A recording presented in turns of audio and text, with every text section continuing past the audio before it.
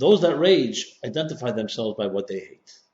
What is the distinction between the two? And let's apply it to ourselves personally in our psychological lives. If you identify yourself by what another person is doing to you, so if they're doing well, good things to you, okay, you're feeling very good that moment. But if they're doing bad things to you, you feel terrible. That means you're at the whim of others, and that your mood and your attitude to life is based on how others treat you.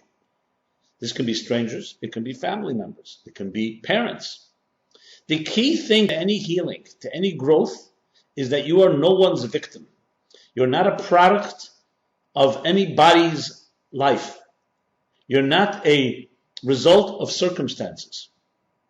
You are an independent individual created by God. Yes, in early years we're dependent on nurturing and love and support and the building of our self-esteem and our parents and those around close ones. But you are fundamentally an independent individual. And never ever should you define yourself by others moods, by others' likes, or by others' dislikes.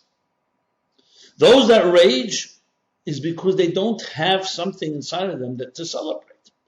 So they define themselves as those that mock them, those that blasphemize them, those that insult them.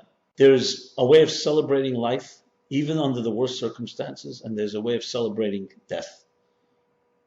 If you don't define yourself by what you are, you begin to define yourself by what others say about you. And if it's negative stuff, it usually has more impact on you than positive stuff. You know, they say that statistics show that one compliment does not counteract one insult. You need 3 compliments or 4 compliments to get rid of the sting or the pain that we feel when we're insulted. Is that due to the fact that our status quo, our natural state is insecure? So therefore when we hear an insult, that just feeds into us and we need a lot more to compensate because we don't feel that positive about ourselves? Or some other theory?